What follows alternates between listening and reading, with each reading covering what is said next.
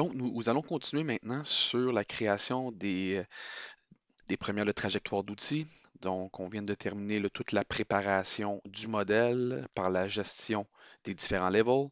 On s'est créé des niveaux pour la pièce, le brut, les ablocages, pour la géométrie filaire, puis un autre qu'on a rajouté là, pour le surfacique.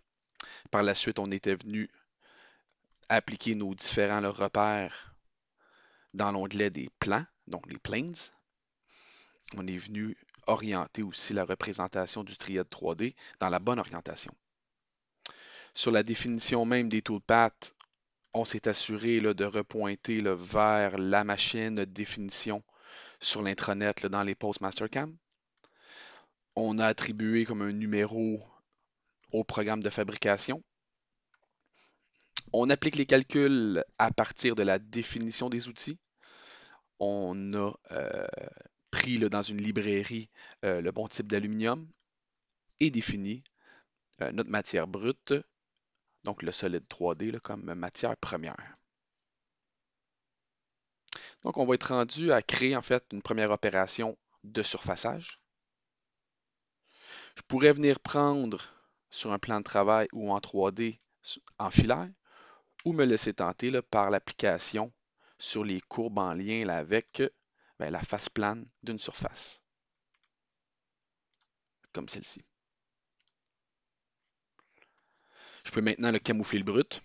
Je vais en avoir de besoin potentiellement pour gérer mes hauteurs, en fonction de la représentation du repère pièce ou du brut. Et donc, on va avoir ici notre top of stock qui est en haut. Et le dep. On va camoufler maintenant la pièce brute pour venir faire la sélection de la surface du haut de la pièce. Là. Donc, on devrait enlever un 50 millième à partir de la face référence, donc de manière incrémentale à partir de la surface. On devrait avoir une approche de 200 millième, puis un retrait à un quart de pouce plus haut que la passe précédente. Côté outils, on va venir prendre la fraise à plaquette en carbure. Assurez-vous aussi d'activer le Rapid Retract pour ne pas trop perdre de temps. On pourrait venir ajouter un holder. Donc, je pourrais ouvrir une librairie d'holder, mais présentement, il n'y a pas vraiment de... Ah, on est supposé avoir ici comme une grande librairie. C'est pas très important. Là, on peut jouer avec la hauteur du bloc. Donc, disons que je vais me laisser ici à 2 pouces comme hauteur globale de montage. Sur les mouvements de coupe, j'ai plusieurs options. Là, donc, en aller simple, en aller-retour. Si la fraise est assez grosse, on va passer en plein centre de la face ou en mode dynamique. Donc, essayons-le. Fait qu'une passe qui va être directement en finition. J'ai pas besoin, moi, de multipasse pour une variation là, de profondeur de 50 millième. On peut y aller là, directement. On s'assure que le G54, puis ici que le tool plane soit représentatif là, du repère pièce. Donc, on peut le déplacer le tout là, vers la droite pour s'assurer que le tool plane et le WCS, qui est le Work Coordinate System, sont tous pareils. Locolune lui aurait dû suivre avec l'outil. Donc, on peut quand même venir le modifier et l'appliquer avec le mouvement là, de descente pour lancer le fluide de coupe. Je pourrais l'activer des modes pour le High Speed Machining. Donc, principalement le mode numéro 2 là, qui fonctionne très bien là, sur la DNM. On n'a pas besoin ici là, de rentrer de valeur, autre que la sortie là, du G, c'est le G05.1 qui va être généré. C'est seulement vrai pour le mode du code paramètre en mode dynamique. Pour le reste, on n'a pas besoin d'activer ce code-là. Donc, on devrait avoir un premier trajet d'outils qui va partir ici là, à l'extérieur complètement. Puis après ça, là, faire un balayage sur toute la surface. Petit rappel sur les paramètres de coupe.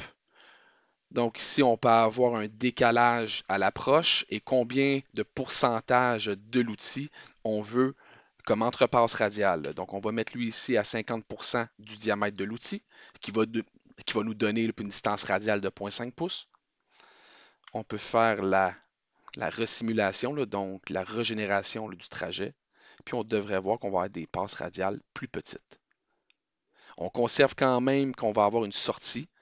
Donc, si on affiche présentement le déplacement de l'outil avec la touche S pour faire un mouvement étape par étape, là, donc on devrait se retrouver comme à une distance d'à peu près un demi-pouce du brut avant de toucher la matière pour le mouvement d'approche. Pour lancer la simulation graphique, donc on va revenir ici. On va se laisser tenter par l'activation des simulations. Je vais vouloir activer mon mode de fixture qui va traiter, lui, sur les ablocages. Je vais pointer là, la représentation du brut présentement sur le stock setup qui est en lien avec la propriété là, du document, le mastercam qu'on a fait au début de ce projet, donc avec la sélection du solide. On peut voir ici la même fonctionnalité. Encore là, un seul solide peut être pris. Donc, si moi je raffiche mon brut, je peux juste prendre un solide. Un petit peu plus tard là, dans la vidéo, on va être en mesure là, de générer, okay, comme à l'aide d'une fonction, le stock model, la sélection de plusieurs bruts. Donc, on va revenir là, sur le stock du setup. On a quand même rajouté tous nos ablocages. Donc, on peut faire une simulation du trajet, là, donc le Verify. Puis là, ben, maintenant, on devrait avoir comme deux étaux, mais un seul brut et une seule pièce.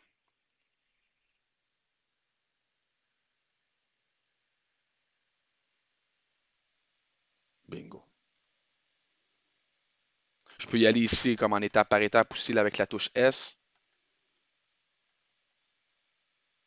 pour appliquer un déplacement linéique, là, voir les différentes opérations, voir les temps d'usinage, donc le temps total. On peut réduire ici là, la vélocité de simulation pour faire afficher ici notre trajectoire d'outil. Parfait. Faire une petite sauvegarde ici. Et voilà. On pourrait se laisser tenter pour voir les différents modes en zigzag, faire une première simulation, la régénération. Par la suite, jouer avec mes levels pour cacher mon brut, pour bien voir mon trajet. Encore là, on peut jouer avec les paramètres d'entrepasse radiale. Ici, pour le step over.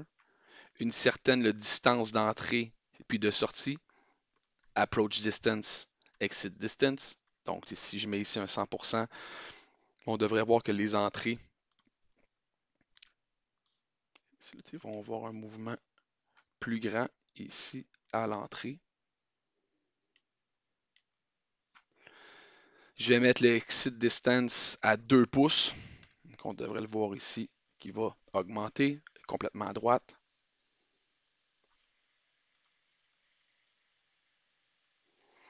Ici, c'est combien.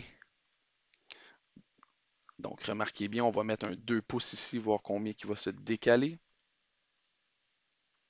Remarquez ici sa sortie. Je pourrais le mettre, disons, à 0,5. Mais généralement, là, les paramètres que Mastercam nous donne sont quand même des bons paramètres pour notre type d'opération. Donc, on était ici à 110. Donc, on était à 1,1 pouces. Approach, on était.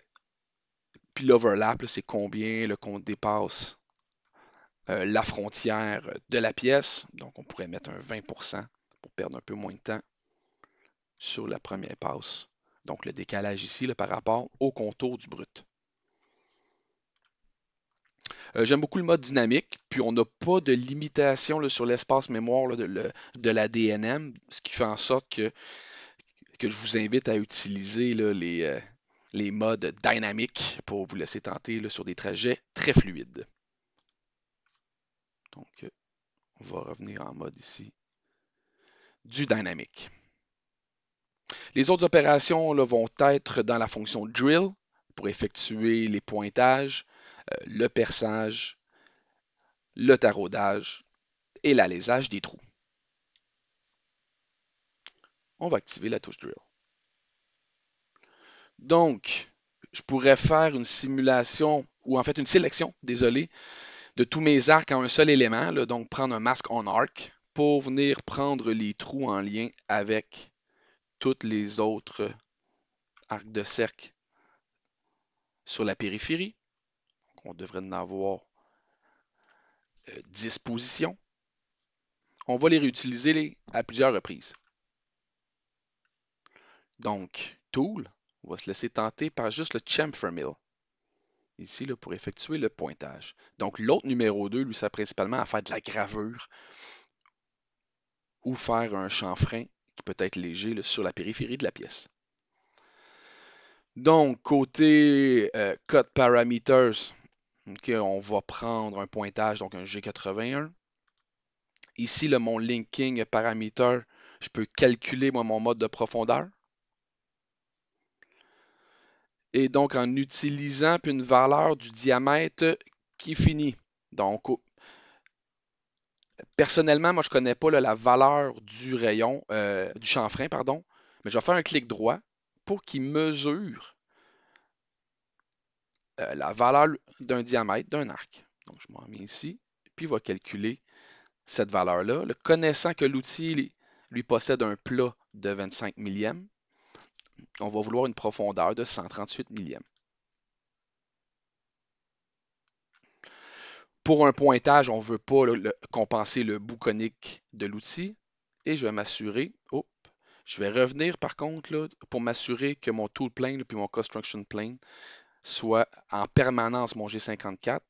Je vais m'assurer encore que mon fluide de coupe est en mode flood et avec width.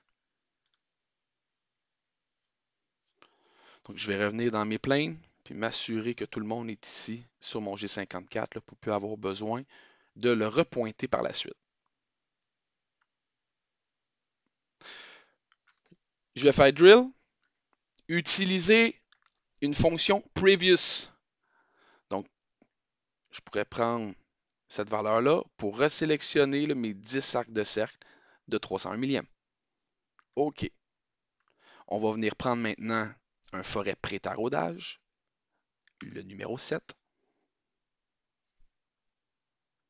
Côté profondeur, maintenant, je vais venir prendre la sélection au fond du trou, cette valeur-ci. Et je vais maintenant activer la compensation du bout de l'outil et appliquer un décalage de 50 millièmes sur la portion cylindrique du forêt numéro F.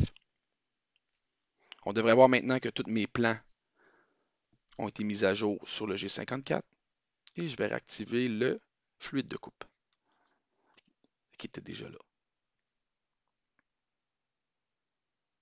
Présentement, ma profondeur est de 3/4 de pouce sur un diamètre de perçage à 200 millièmes. Là. Donc, je suis un peu plus que 4 fois le diamètre de mon outil pour le mode de profondeur. Là. Donc, là, je vais changer mon cycle de perçage au lieu de prendre un G81, qui est le perçage simple, donc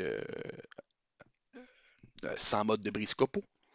Je vais revenir là, dans mes codes paramètres pour venir prendre un G73 pour un brake chip. Donc, mes pecs ici là, vont être de la valeur du diamètre de l'outil. Puis mon minimum pec, 0.2. Là, donc, on n'a pas les autres paramètres, le pec reduction. On va laisser ça là, à 0. On ne veut pas qu'il y ait un perçage décroissant. Et donc, je peux avoir mes différents trous ici là, qui vont être générés. Je vais utiliser la même fonction drill, les mêmes trous précédents, sélectionner le tout, venir changer mon outil là, pour venir prendre le tarot à 150 tours par minute à 7,5 pouces d'avance par minute. Mes codes paramètres, on va venir maintenant en G84 là, pour un cycle de taraudage.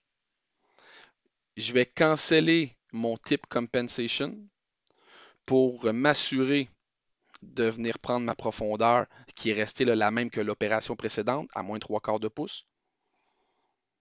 Donc, à l'aide du tarot, un quart 20. J'ai le bon plan de travail et je devrais avoir le colon. On fait la simulation par la suite. Donc, je pourrais prendre tout le two-pack group et faire ma simulation graphique.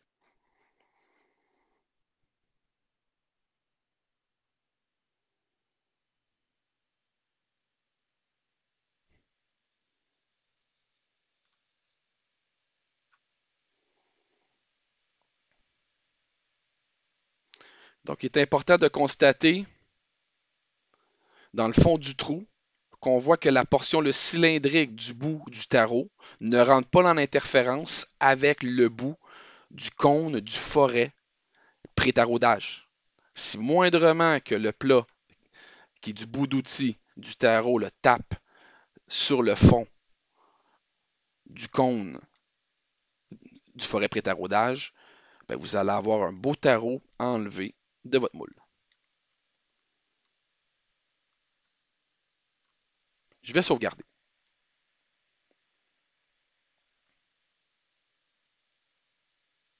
Je pourrais revenir un petit peu plus haut dans mon arbre. Donc, après mon autre pointage ici, je peux rentrer dedans, rentrer mes informations.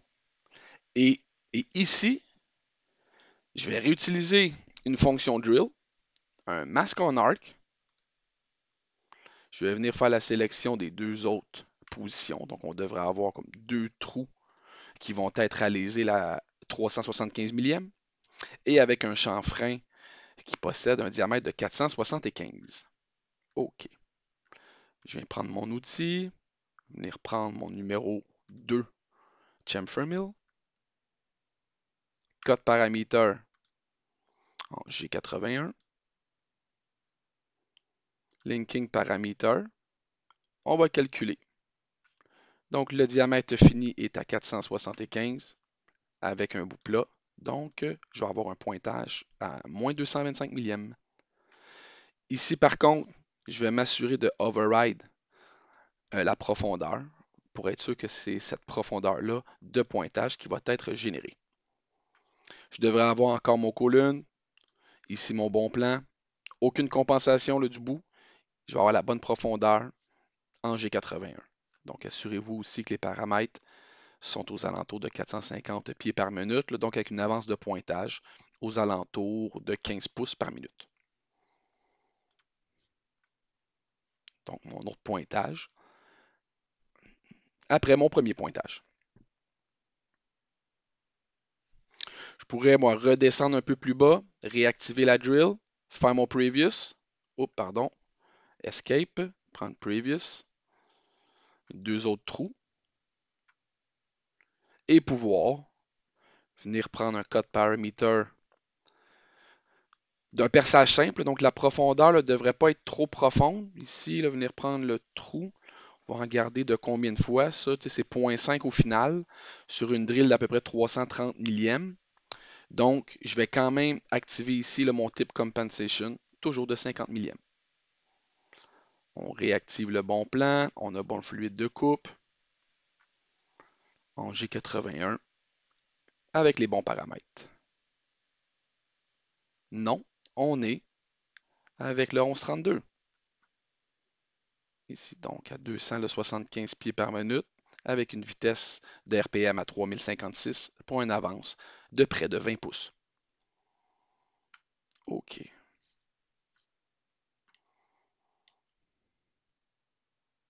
S'ensuit par la suite le trou à léser. On prend les trous précédents. OK. On change d'outil pour prendre le 3.8 Reamer, environ la 180 pieds par minute, avec un 16 pouces d'avance dans la matière. Je vais désactiver mon tip compensation. Je conserve le moins 0.5 du trou précédent. On a toujours les mêmes bons paramètres.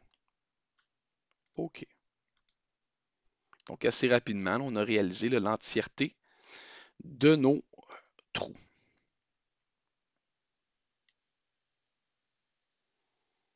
Parfait. Donc, on va faire une sauvegarde. Par la suite, on va tomber là, dans les opérations pour le contour du chanfrein, puis l'ébauche de la cavité. Contour. Vous remarquerez ici que sur mon chanfrein, puis il manque une portion, le linéique, pour mon contour. Je pourrais me laisser tenter par le contour le complet moi, de la face du dessous et venir jouer avec le top et dep en les reportant en haut ici. Donc, je pourrais prendre cette face-là. OK. Je pourrais voir de quel côté est ma chaîne. Donc, mon sens de coupe et le côté de mon outil. Tool, on va prendre le chamfer mill. Le cut paramètre, moi, je vais le changer pour le 2D chamfer.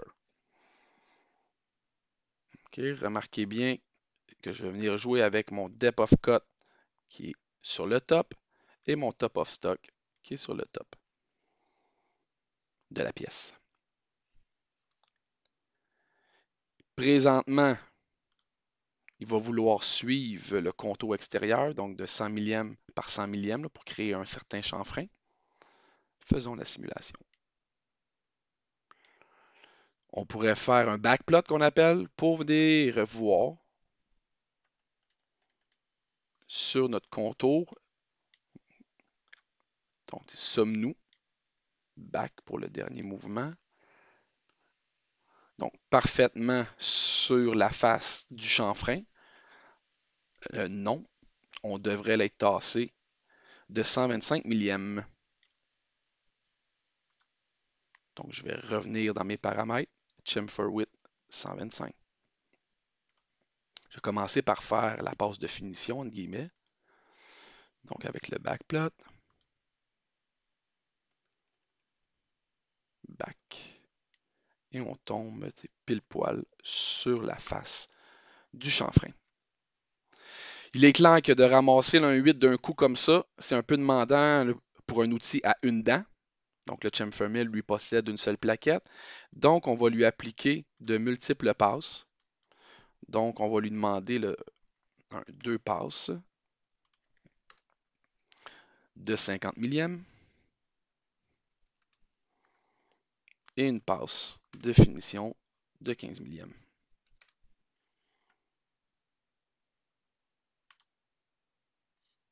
On resimule. Donc, on va avoir une première ébauche, une semi-finition et la finition sur le chanfrein qui est relativement gros. Je pourrais modifier mon coin ici pour éviter une rotation. Sur mes cut parameters, roll around, aucun roll cutter, ce qui va nous donner ici des coins parfaitement vifs pour faire la transition sur le coin, au lieu de rouler sur le côté du chanfrein.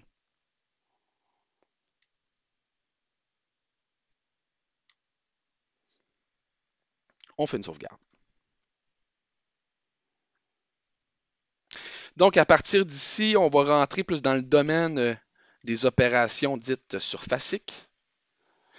Donc, je vais devoir m'aider, puis recréer peut-être à ma surface une surface qui va être refermée ici. Puis, je vais me faire une autre surface qui va utiliser ce contour-là pour venir le balayer, c'est ça avec mon outil, pour le chemin de coulée. Je pourrais faire l'analyse de la géométrie. Donc, voir c'est quoi le rayon de cet endroit-là. Donc, on voit que j'ai un diamètre de 3,8 et ça tombe bien. Moi, j'ai un ball mill de 3,8. Donc, je vais pouvoir potentiellement le faire à l'aide d'une fonction de contour qui va me permettre de descendre et prendre ma fraise à bout sphérique 3,8, puis laisser la trace de mon outil. Donc, on va faire ça comme ça. OK. Donc là, présentement, j'ai plus vraiment moi, besoin de mes brutes et de mes pièces. On va venir jouer sur les surfaces.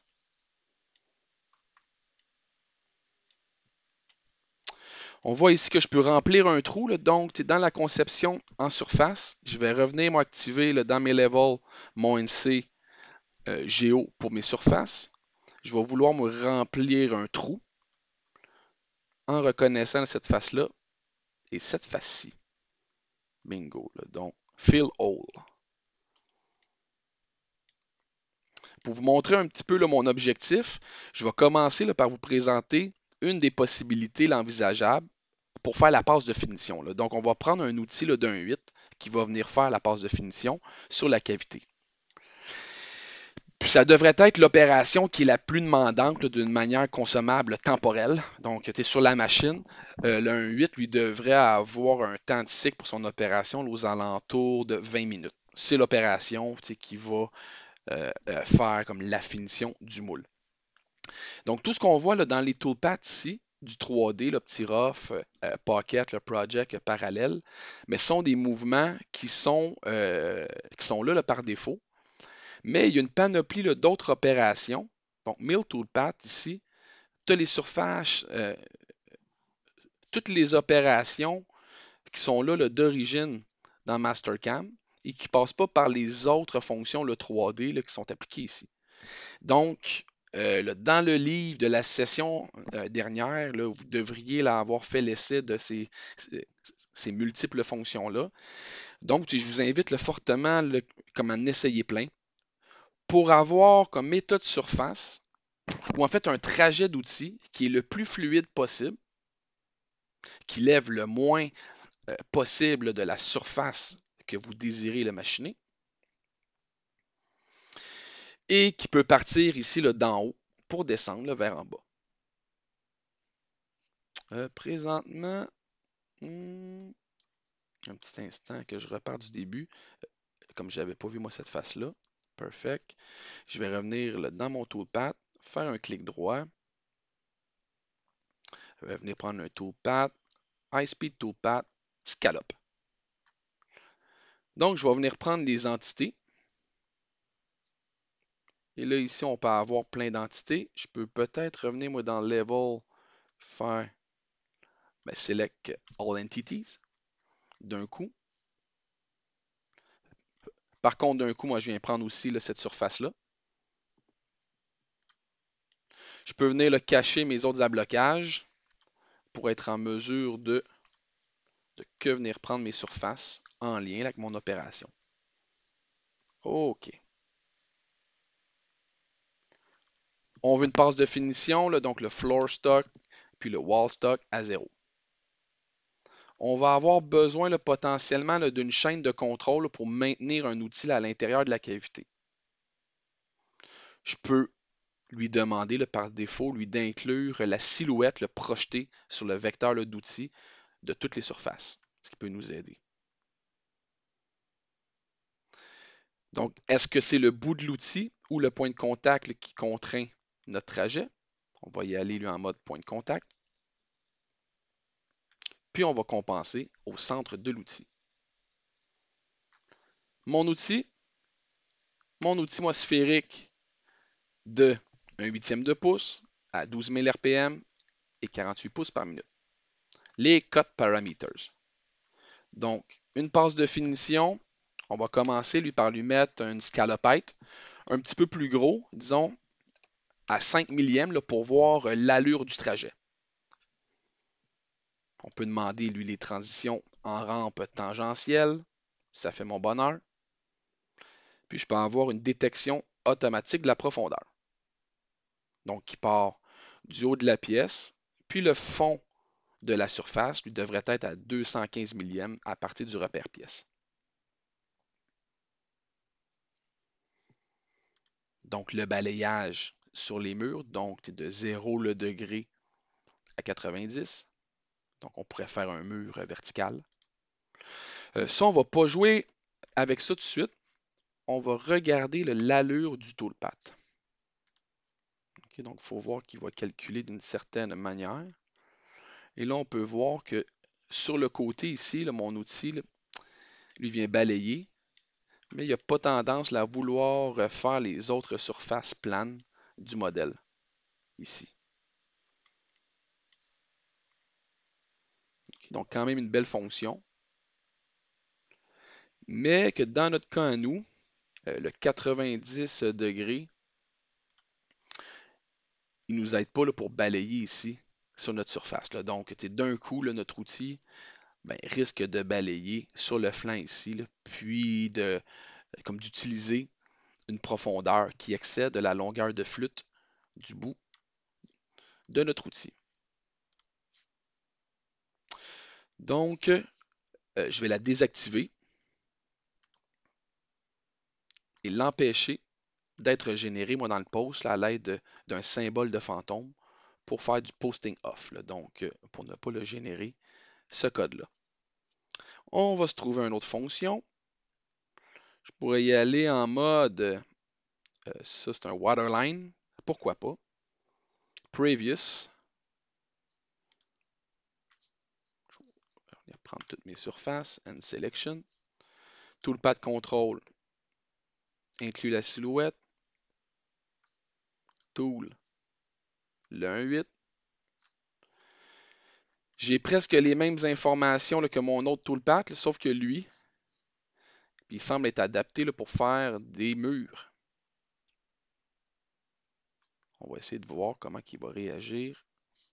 Oh, comme trajet. Donc lui, il me découpe là, toute ma surface d'un coup, mais vous remarquerez qu'il va faire un contour.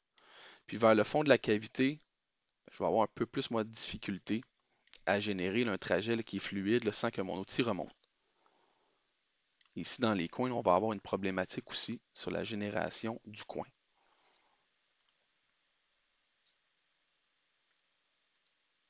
On peut demander comme un 10%, voir comment il va. Donc, si le mouvement est plus bas que 10% du diamètre d'outil, on va peut-être l'augmenter, demander à 40% du diamètre d'outil, voir s'il va rester en bas plus longtemps. Pas vraiment. J'ai pas de fonctionnalité qui va me permettre de dire. Peut-être que lui, il va m'aider. Ça me surprendrait que ça change. Non. Plein de possibilités pour notre trajet. Minimize trimming. On va venir jouer avec le tout. C'est pas tout à fait ce qui serait demandé comme trajet.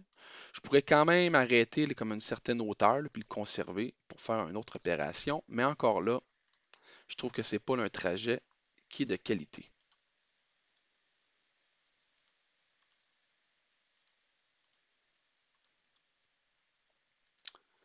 Donc, en surface finish, je pourrais me laisser tenter par l'autre mode de scallop ici.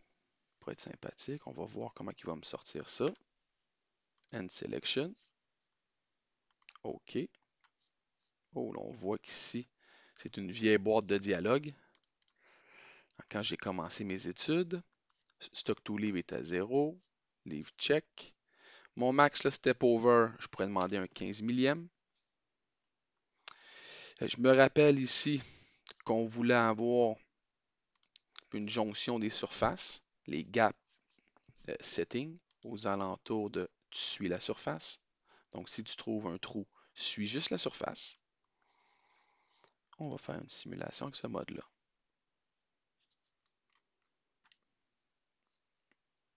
Vous remarquerez que c'est un beau petit trajet d'outils, le fluide et constant, des petits mouvements, mais rien de catastrophique. Ce qui me désintéresse, c'est un petit peu mon parcours ici, que je devrais le limiter. Donc, mais ça va bien, parce que j'ai déjà un contour. Remarquez ici les singularités mathématiques sur la projection. Ici, en vue des arcs et le décalage de la surface. Je vais m'en venir là, dans ma géométrie et lui demander un containment. Et c'est là que je vais faire réafficher ma NCGO, le filaire, pour venir prendre sur mon C-plane toute la géométrie du profil. Ce que je pourrais faire par contre, c'est prendre une chaîne partielle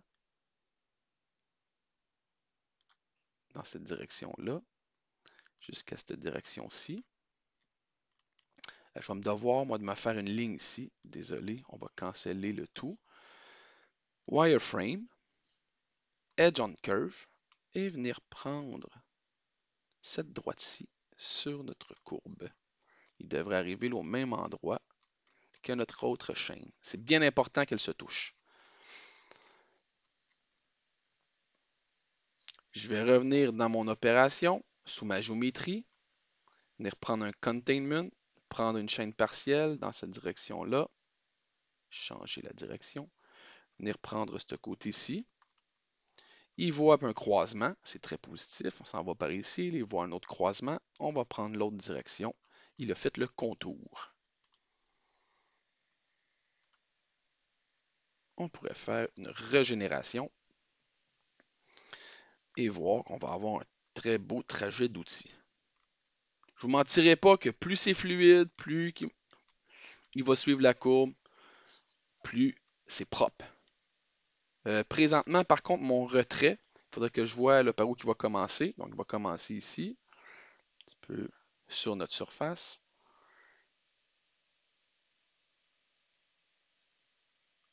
On va pouvoir faire un certain mouvement. Donc, on va être en mesure de revenir modifier l'approche et le retrait global.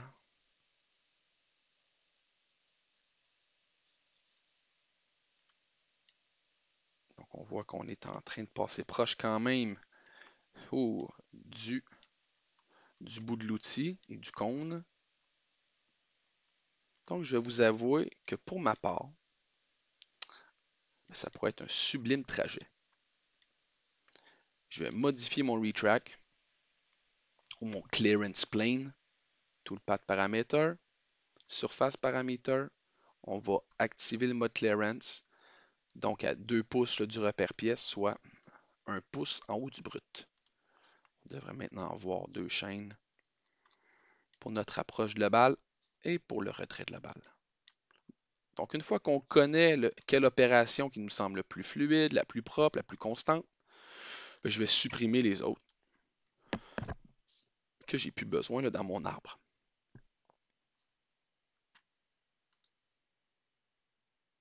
Moi, je la trouve comme très fluide. Donc, je vais la copier. Copie, paste. Et je vais modifier mon opération 9 pour venir prendre mon outil d'ébauche, disons un quart. Ici, comme ça. Lui, on devrait être bon de le monter peut-être. Ah, mes paramètres, ils ne veulent pas suivre. On devrait être à 65 pouces par minute. Et je vais modifier mes entrepasses pour remettre à 50 millièmes. Et faire la simulation. Là. Donc, la semi-finition faite avec mon outil un quart.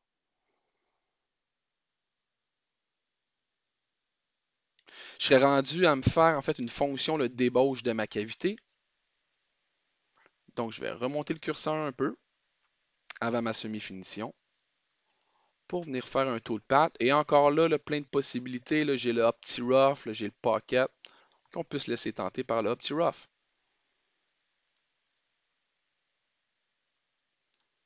On peut le mettre à 0 ou non. Moi, je vais me laisser tenter peut-être par une surépaisseur ici aux alentours de 15 millièmes.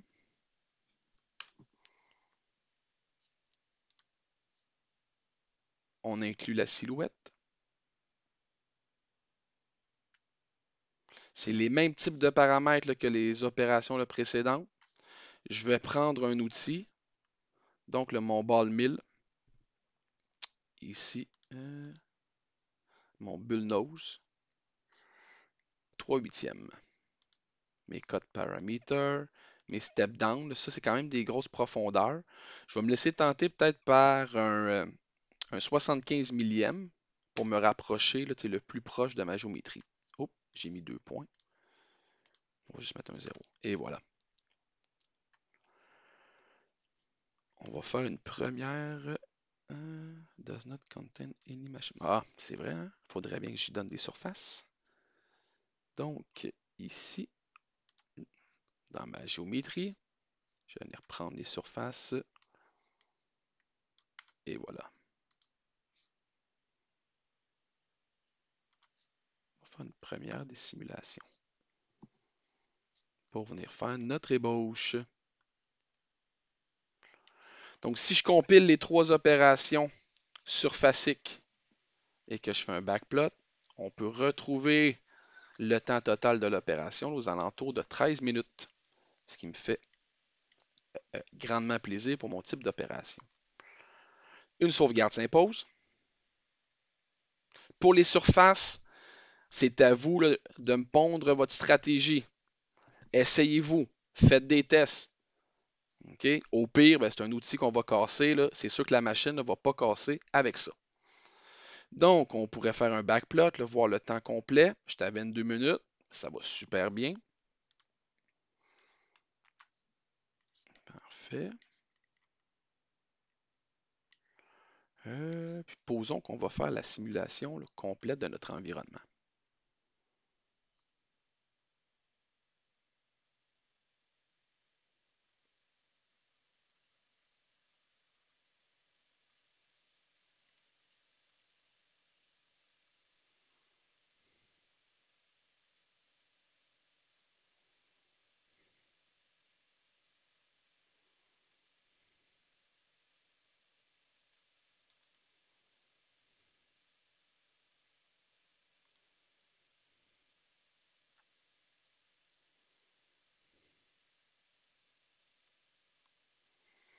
La semi-finition.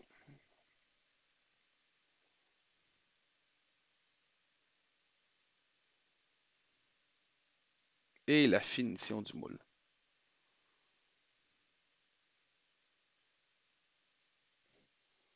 L'opération un petit peu plus longue, mais qui va nous rapporter les fruits. J'ai l'impression que ma passe avec le 1/4, moi j'ai pas laissé de surépaisseur. Ah, c'est peut-être juste graphique. On peut voir ici le passage complet là, de l'outil. Donc, il est clair qu'on pourrait peut-être augmenter. Là, ici, on peut voir que mon outil vient en collision sur le moule. Okay, donc, mon chanfrein, je vais devoir m'assurer que mon outil réel sur la machine soit plus grand que ça. Donc, on va modifier à la fin du procédé.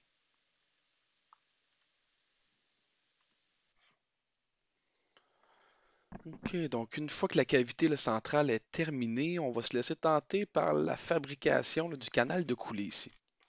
Donc, je vais venir extraire une courbe sur la surface ici, que je vais utiliser par la suite une fonction de balayage pour créer un balayage en fait de ce tunnel-là. Par la suite, je vais me laisser tenter par l'extension des deux côtés ici et d'un rebord pour permettre à mon outil d'1/4 de pouce de balayer en va-et-vient l'intérieur de la cavité par des entrepasses environ de 15 millièmes. Donc, comment je vais procéder? Sur mon level ici, je réactive mon filaire. Dans Wireframe, je vais extraire une courbe sur un rebord, celle-là ici. OK. Je vais réactiver maintenant ma surface. Sous le onglet de surface, moi, je vais faire un balayage, un sweep. Donc, mon cross contour, c'est quoi? Ben, c'est ma section, entre guillemets. Et mon élément de guidage, donc les along contour, ça va être ces deux courbes-ci. OK, fait qu'on devrait voir cette belle surface-là apparaître. Ensuite, je vais faire une extension. De un côté, je vais me laisser tenter par 3/8. Cette face-là se rebat aussi. On va ramener ça à 0.100, 0.25. Oh non, lui ici, 0.375. Je vais cliquer ici, prendre ce rebord-là à 0.25.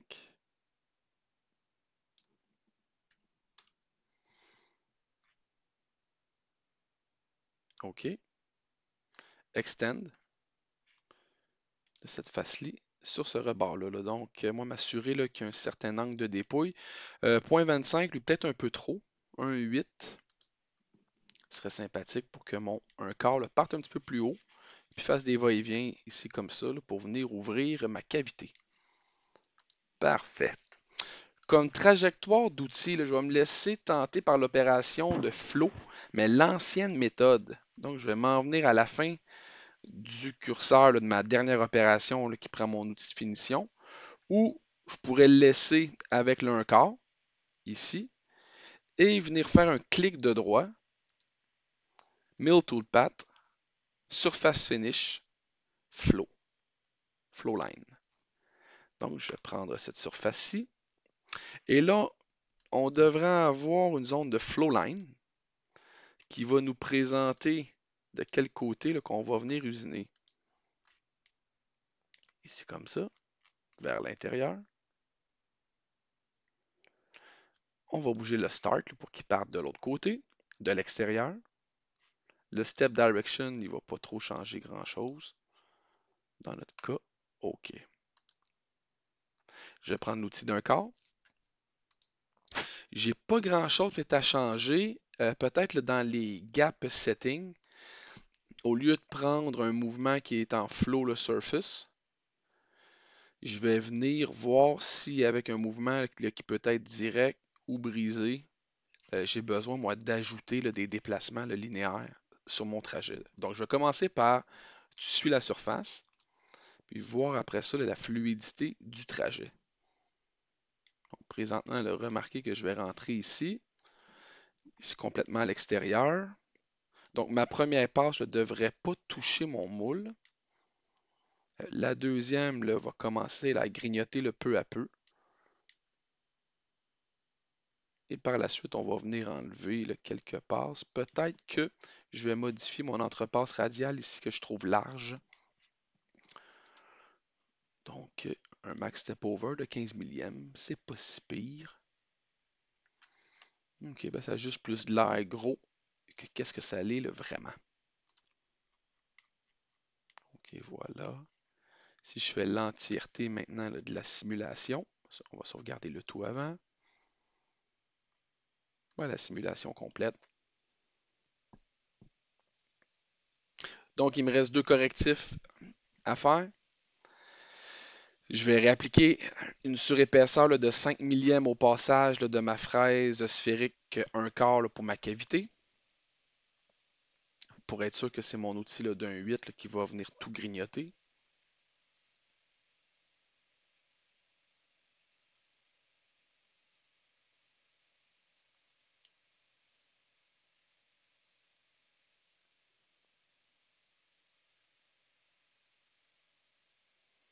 On devrait voir ici qu'il va avoir un bris.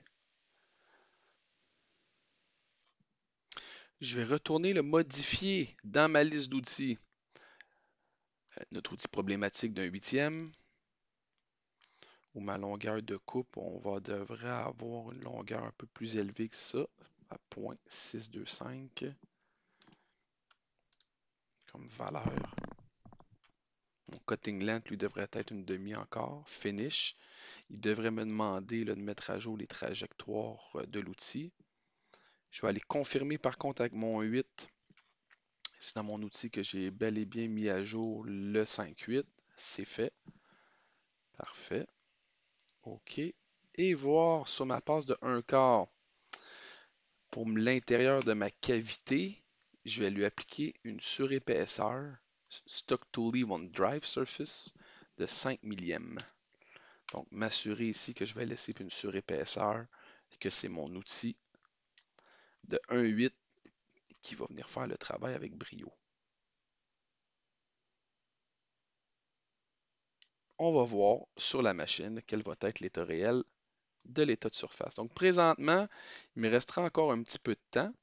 Donc, je peux réévaluer la somme totale. Je suis à 25 minutes. Il serait possible qu'on va avoir des petits ajustements. Je trouve que le temps et le cycle de fabrication est approprié pour la forme du moule. Donc, ben, c'est ce qui met fin à toutes les trajectoires d'outils pour la réalisation du moule du bas. Vous comprendrez que pour le moule du haut, c'est pas mal la même chose, outre que d'avoir des trous taraudés, on va juste avoir des trous de passage à être réalisés pour l'assemblage de la dite pièce. Pour le reste, c'est du copier-coller. Une sauvegarde s'impose.